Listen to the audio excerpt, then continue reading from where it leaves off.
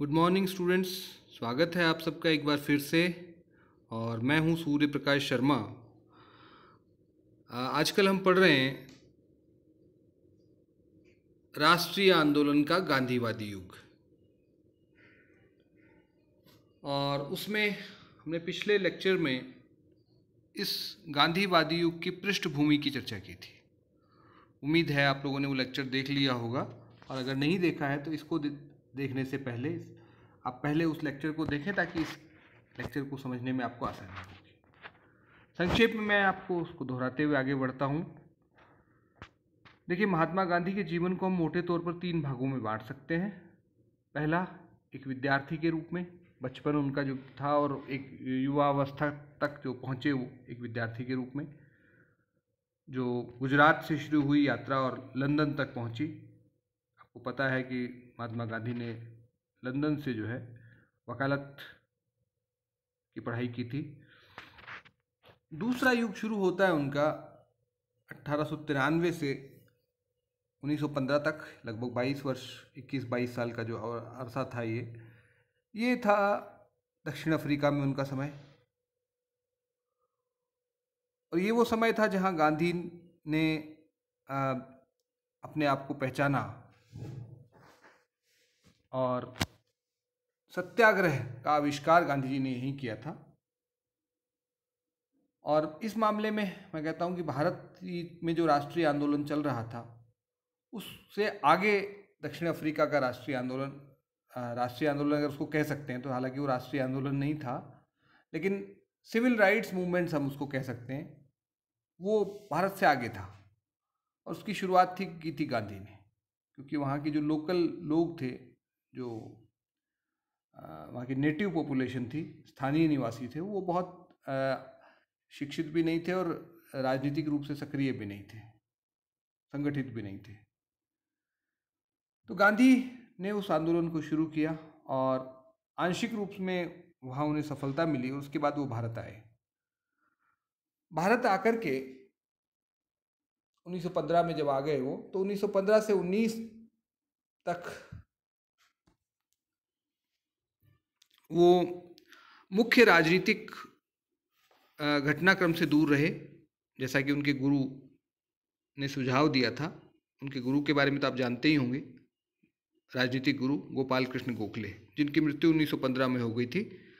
उन्होंने गांधी से कहा था कि अब कुछ समय तक भारतीय राजनीति को देखिए, समझिए, और उसके बाद उसमें अपनी भूमिका तय कीजिए।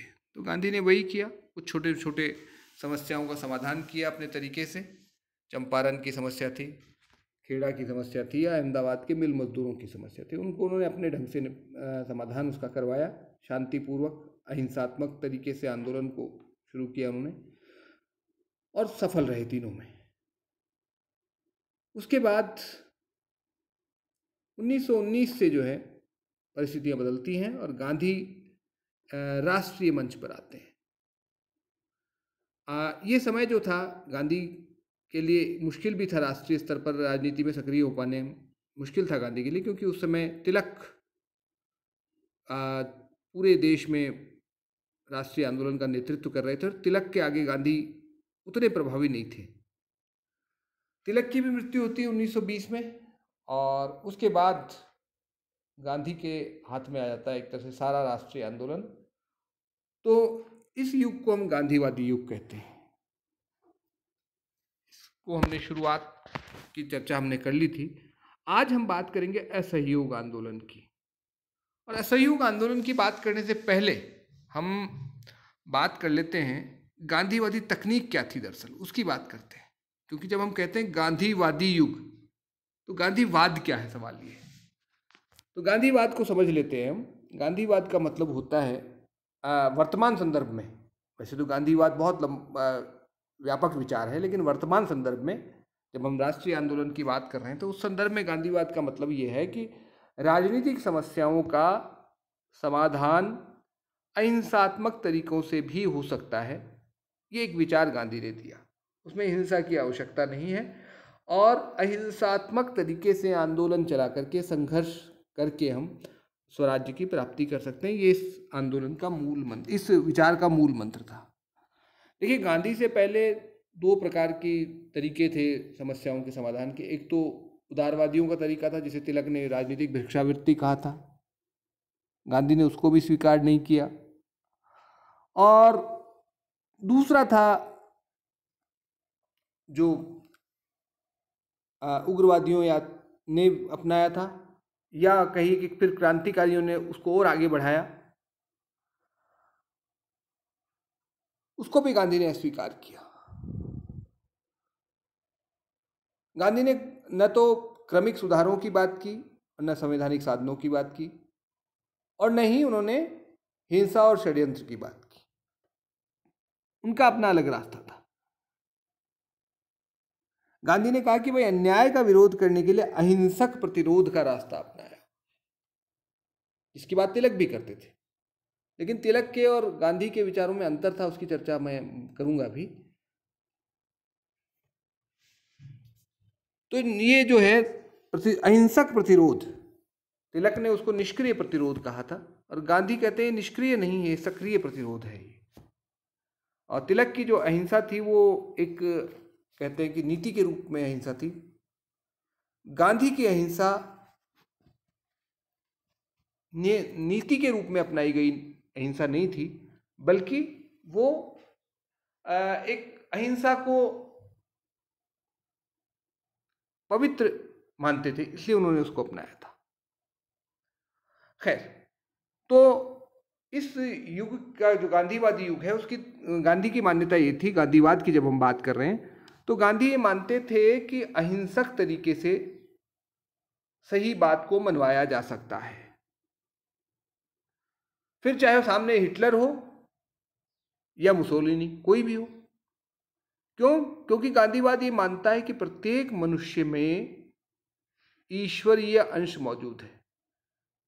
मानव आत्मा जो है वो ईश्वरीय अंश है, और अगर हम अहिंसक तरीके से संघर्ष करते हुए सही चीज को उसके सामने रखते हैं, तो उसके हृदय को बदला जा सकता है।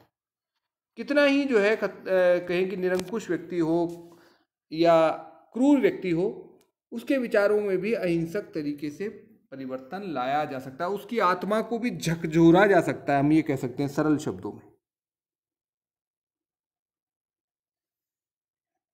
तो ये गांधी का तरीका था सत्याग्रह का, जिसने आगे चल करके आने वाले जो लगभग आप समझिए 27-28 साल थे, उसमें भारत में 3 बड़े आंदोलनों का नेतृत्व किया इस तकनीक से गांधी ने।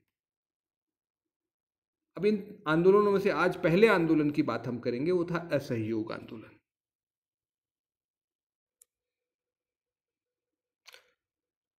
असहयोग आंदोलन की बात करते हैं हम। असहयोग आंदोलन क्यों प्रारंभ हुआ, क्या कारण रहे उसके, उसको समझने की कोशिश करते हैं हम। पहले सबसे पहली बात तो ये है कि आपको पता है कि गांधी जब भारत आए थे तो ब्रिटिश राज के समर्थक थे, और उन्होंने प्रथम विश्व युद्ध में ब्रिटेन का सहयोग भी किया था। यहाँ तक कि सैनिकों की भर्ती में भी उन्होंने योगदान किया था, और इसके लिए ब्रिटिश सरकार ने उनको सम्मानित भी किया था मेडल देकर, क्योंकि उनको उम्मीद थी कि युद्ध की समाप्ति के बाद भारत को का जो अधिकार है, भारतीयों का अधिकार, वो उन्हें मिल जाएगा। उनको भी उदारवादियों की तरह ब्रिटिश लोगों की न्यायप्रियता में विश्वास था। लेकिन ऐसा हो नहीं पाया। युद्ध समाप्ति के बाद स्थितियां बिल्कुल बदल गईं, और गांधी जो है सहयोगी से असहयोगी बने। तो वो कौन सी परिस्थितियां थी? मोटे तौर पर 3 बड़े कारण थे जो गांधी के दृष्टिकोण को बदलते हैं। पहला, रोलेट एक्ट। रोलेट एक्ट क्या था? देखिए, 1915 में ब्रिटिश सरकार ने एक कानून बनाया था भारत में, वो कहते हैं डिफेंस ऑफ इंडिया एक्ट। उस कानून में ये प्रावधान था कि भारतीयों के राजनीतिक गतिविधियों को कुचला जा सकता था आसानी से, किसी को भी जेल में डाला जा सकता था। लेकिन इस कानून का प्रयोग युद्ध की समाप्ति के बाद नहीं किया जा सकता था, क्योंकि वो संकटकालीन कानून था, युद्ध के लिए बनाया, की परिस्थितियों के लिए बनाया गया था। और युद्ध की समाप्ति के बाद ब्रिटिश सरकार को ये अंदाज़ा था कि अब भारत में बड़ा आंदोलन होगा, इसलिए उसको रोकने के लिए उन्होंने एक समिति बनाई कानून बनाने के लिए, कानून की सिफारिश करने के लिए। रादर जस्टिस रोलेट की अध्यक्षता में एक समिति बनाई, उसको नाम दिया गया था सेडिशन कमेटी, यानी राजद्रोह समिति। उसने जो सुझाव दिए उनके आधार पर मार्च 1919 में केंद्रीय विधान परिषद में 2 कानून पारित किए गए। इसको हम कहा जाता है कि ये वकील अपील और दलील की गुंजाइश नहीं थी इन कानूनों के बाद। इन कानूनों का मतलब था किसी को भी सरकार गिरफ्तार कर सकती है, बिना कोई कारण बताए किसी के घर की तलाशी ले सकती है और बिना कारण बताए किसी को गिरफ्तार करके जेल में डाल सकती है, एक चीज़। दूसरी बात, इस प्रकार के लोगों के मुकदमे एक विशेष न्यायालय में चलाए जाएंगे और उस न्यायालय के निर्णय के खिलाफ कहीं अपील नहीं हो सकती थी। तो ये अपील, वकील और दलील के खिलाफ कानून था एक तरह से। आप कुछ नहीं बोल सकते, सरकार आपको कितना भी प्रताड़ित करे। तो ये कानून बनने के बाद इसका विरोध शुरू हो गया देश भर में। गांधी जी ने भी इसका विरोध किया, एक बड़ी हड़ताल बुलाई गई देश भर में और काफ़ी शांतिपूर्वक लगभग ये समाप्त हुई। 6 अप्रैल की बात है ये 1919 में। और इसके खिलाफ एक आंदोलन शुरू हो गया देश भर में। दूसरी जो समस्या उत्पन्न हुई इस समय वो थी जलियांवाला बाग घटनाक्रम। 13 अप्रैल 1919 को अमृतसर में जलियांवाला बाग एक मैदान है, बाग है, उसमें जो है एक सभा आयोजित की गई थी। शांतिपूर्वक विचार विमर्श हो रहा था उसमें, और उस सभा पर जनरल डायर जो थे उन्होंने जाकर के अपने कुछ पुलिस के साथ वो पहुंचे वहाँ पर और उन्होंने गोलियां चलाई। उसका एक छोटा सा गेट था, उस गेट पर सशस्त्र पुलिस बल खड़ा रहा और किसी को बाहर नहीं निकलने दिया गया और अंदर ही गोलियों से भून दिया गया। लगभग 1000 लोग मारे गए इसमें। और उसके बाद पूरे पंजाब में दमन चक्र चलाया गया कई लंबे समय तक। तीसरी समस्या थी खिलाफत। खिलाफत क्या था? ये मुस्लिम लोगों का आंदोलन था। देखिए, पहले विश्व युद्ध में तुर्की भी पराजित हुआ था और मुस्लिम लोगों को ये आशंका थी कि उसके साथ अच्छा बर्ताव नहीं होगा, उसको टुकड़े टुकड़े, बाल्कनाइजेशन हो जाएगा, उसका टुकड़े टुकड़े हो जाएंगे उसके। और खलीफा जो उनका वहाँ का तुर्की का सुल्तान था, उसके साथ भी उचित व्यवहार नहीं होगा। और ऐसा हुआ भी। तो इसके खिलाफ मुसलमानों ने एक आंदोलन शुरू किया जिसको खिलाफत आंदोलन कहते हैं। और उनकी मांग ये थी कि जो तुर्की का सुल्तान है, खलीफा, उसके साथ उचित व्यवहार हो और उसको पर्याप्त, मतलब तुर्की का विभाजन न हो। जो अरब क्षेत्र है, सीरिया वगैरह, उस पर उनका नियंत्रण बना रहे। फिलिस्तीन, सीरिया वगैरह, उस क्षेत्र में उनका नियंत्रण बना रहे। मुस्लिम धार्मिक जो क्षेत्र हैं उन पर उसका नियंत्रण बना रहे। ये इनकी कुछ मांगें थी। तो इस प्रकार से ये 3 चीज़ें थी जिन्होंने गांधी को एक सहयोगी से असहयोगी में परिवर्तित किया। इसके अलावा भी कुछ समस्याएं थी देश भर में जिससे अंग्रेजों के खिलाफ नाराजगी थी। जैसे 1919-20 में जो है एक फ्लू भारत में फैला, मतलब पूरी दुनिया में था वो भी। जैसे आजकल एक कोरोना महामारी चल रही है, कोविड-19, उसी तरह से आज के 100 साल पहले भी एक बड़ी बीमारी फैली थी दुनिया में, उसको स्पेनिश फ्लू भी कहते हैं, और उससे लाखों लोग मारे गए थे। तो वो यूरोप से आई थी क्योंकि बीमारी, तो इसलिए जो है, और सरकार ने उसकी रोकथाम के लिए कोई विशेष प्रयास नहीं किया, तो इससे भी नाराज थी जनता। इसके अलावा जनता पर जो सरकार का दमन चक्र चल ही रहा था, और जो युद्ध में जो खर्च हुआ था प्रथम विश्व युद्ध में, वो भी जनता से वसूल करने की तैयारी सरकार ने कर ली थी। तो ये सारी घटनाओं ने जो है जनता को बहुत नाराज कर रखा था और गांधी ने इन परिस्थितियों में एक आंदोलन का नेतृत्व करने का निश्चय किया। तो इस प्रकार से असहयोग आंदोलन की पृष्ठभूमि तैयार हो गई।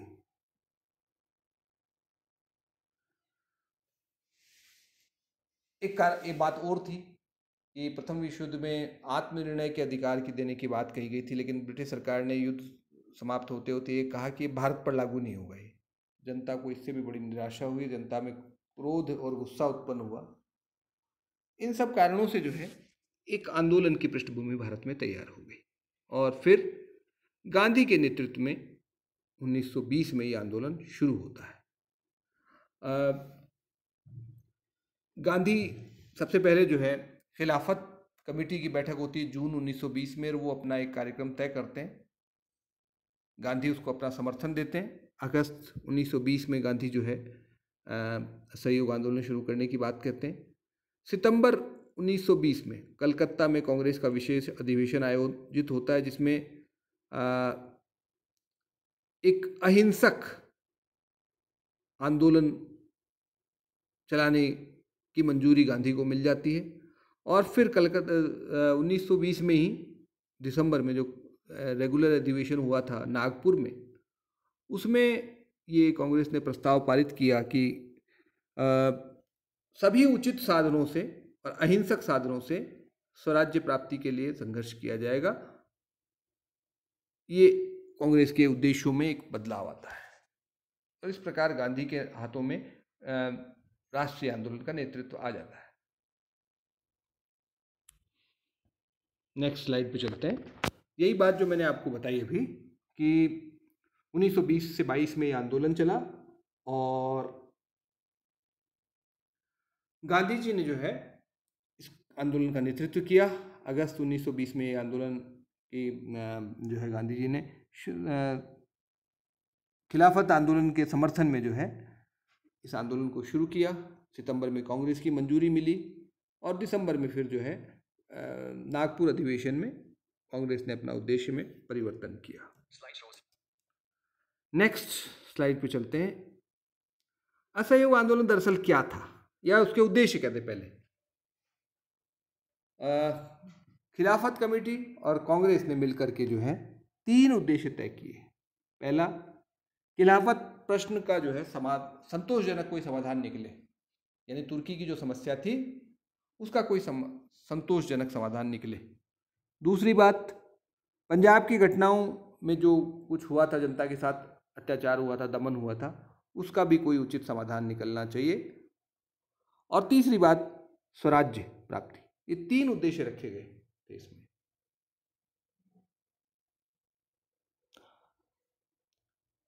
दूसरे 2 से तो कोई विशेष बात नहीं है। पहला जो उद्देश्य रखा गया था इसमें, ये अपने आप में एक बहुत ही, मुझे लगता है भारतीय राष्ट्रीय आंदोलन के इतिहास में मुझे लगता है गांधी की एक बड़ी गलती मानता हूँ मैं इसको, कि उन्होंने धार्मिक प्रश्न को जो है राजनीतिक आंदोलन का आधार बनाया, सिर्फ और सिर्फ इसलिए क्योंकि मुसलमानों को इस आधार पर साथ लिया जा सकता था। और ये तुष्टीकरण की जो नीति यहाँ से शुरू होती है वो आगे तक चलती रहती है। हालांकि शुरुआत तो 1916 से ही हुई थी, लेकिन वो फिर विभाजन तक चलती रही और आज भी कहीं ना कहीं हमें देखने को मिलती है। नेक्स्ट स्लाइड पे हम चलते हैं।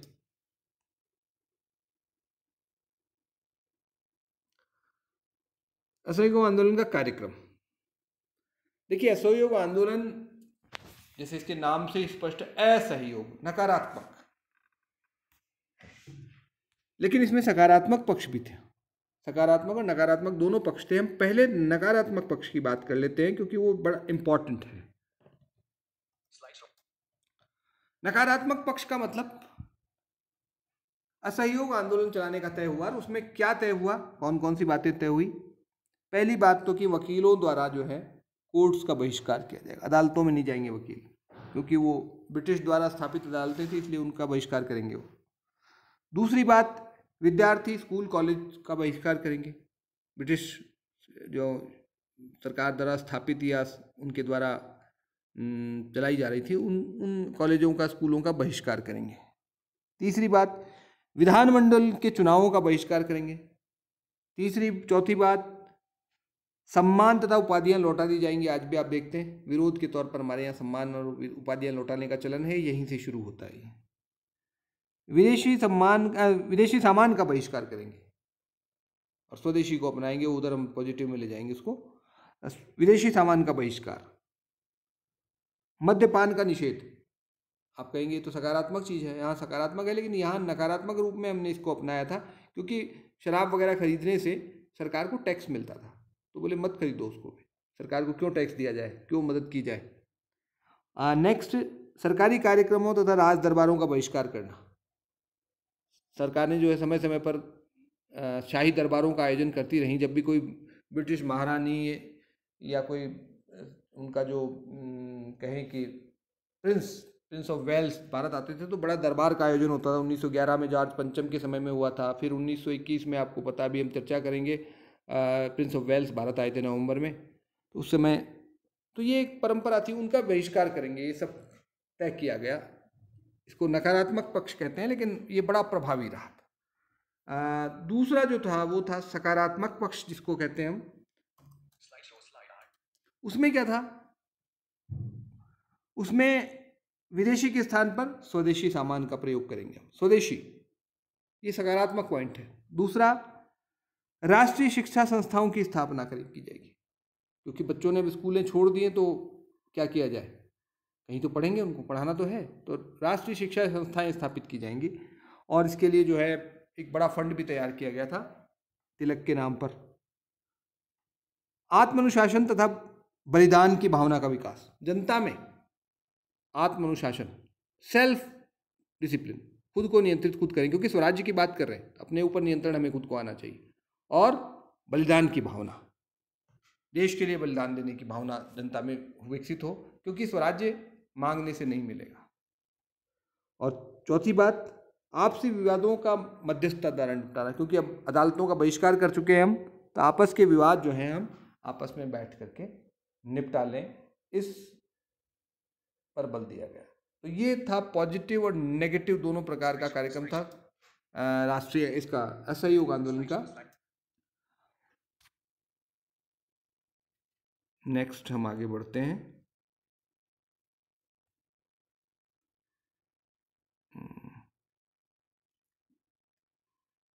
क्या हो गया भाई, ये आ गया।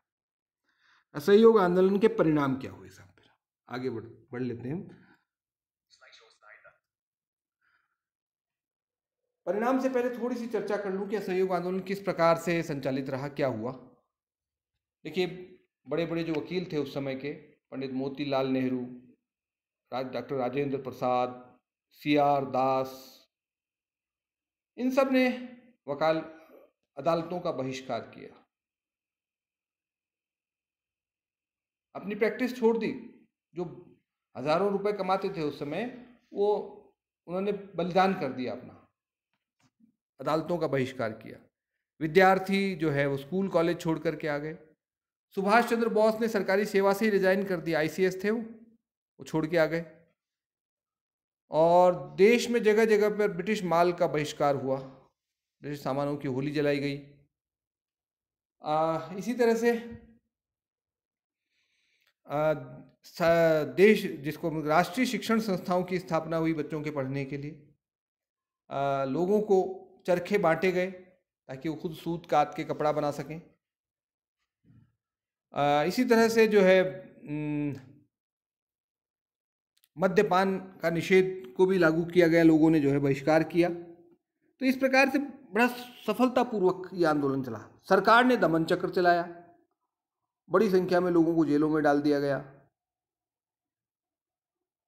और सरकार बड़ी मुश्किल से मतलब आंदोलन को कंट्रोल कर पा रही थी। लेकिन एक बड़ी दुखद घटना होती है इसी बीच में मैंने आपको अभी चर्चा कर रहा था, प्रिंस ऑफ वेल्स भारत आए थे नवंबर में, उनका भी उनके मतलब बहिष्कार किया गया उनके कार्यक्रम का। जनता ने उनका विरोध किया एक तरह से, और इस प्रकार से जो है बड़ी देश भर में जनता में एक बड़ी उमंग और उत्साह की भावना उत्पन्न हुई इस आंदोलन से। सरकार दमन कर रही थी लेकिन जनता फिर भी नहीं डर रही थी। देश भर में जो है आंदोलन हो रहा था, जुलूस और प्रदर्शन और सब ये सब हो रहा था, हड़ताल हो रही थी जगह जगह पर। इसी बीच एक दुखद घटना हुई 5 फरवरी 1922 में, चौरी चौरा गोरखपुर में है ये, उत्तर प्रदेश में। वहाँ पर एक थाने को जला दिया उग्र भीड़ ने, और यही बड़ा एक टर्निंग पॉइंट बना इस आंदोलन में, और गांधी जी ने इस आंदोलन को समाप्त घोषित कर दिया गया। हालांकि बहुत लोग नाराज हुए इससे, उनके साथ के लोग, पंडित मोतीलाल नेहरू, CR दास जैसे नेताओं ने बड़ा इसको अच्छा नहीं कहा, उचित नहीं कहा, और उन्होंने फिर अपना अलग रास्ता अपनाया, स्वराज्य दल का गठन किया और दूसरे रास्ते से अपना राष्ट्रीय आंदोलन में अपनी भूमिका निभाने लगे। लेकिन इस प्रकार से एक बड़ा आंदोलन समाप्त हुआ। अब सवाल यह है कि इसके परिणाम क्या रहे।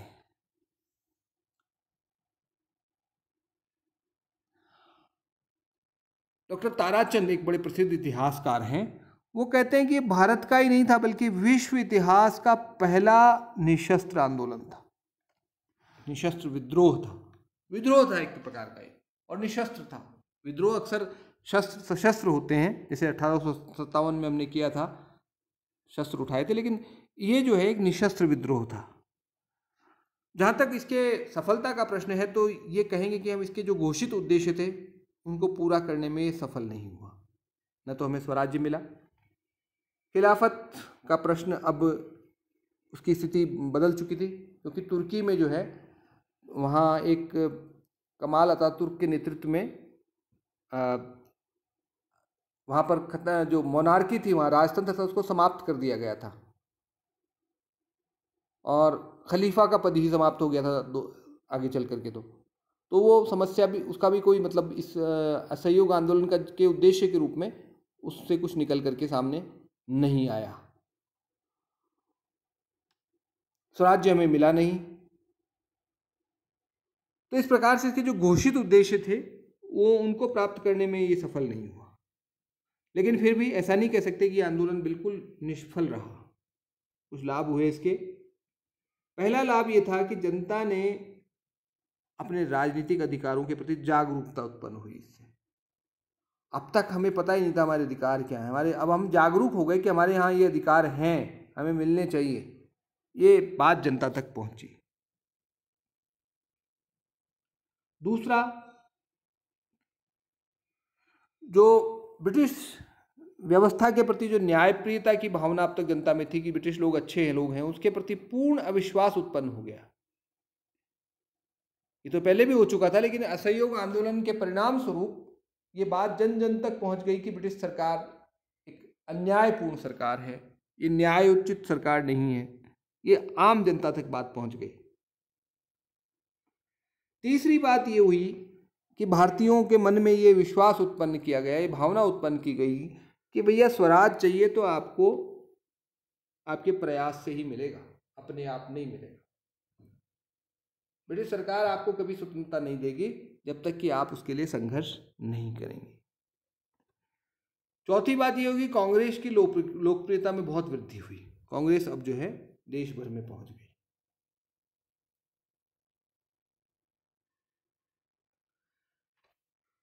सरकार जो दमनकारी चक्र चला रही थी वो निष्फल हो गया। दमन से भी जनता डर नहीं रही थी। लोग मरने को, गोली खाने को तैयार थे, कोई बात नहीं, बोले मारो, हम तैयार हैं, सहन करेंगे, कष्ट सहन करेंगे, देश की आज़ादी से कम नहीं, कुछ नहीं चाहिए हमें। ये एक भावना उत्पन्न हुई, और इससे जो है राष्ट्रीय आंदोलन जो है वो जन आंदोलन बन गया। ये बहुत बड़ी सफलता थी इस असहयोग आंदोलन की।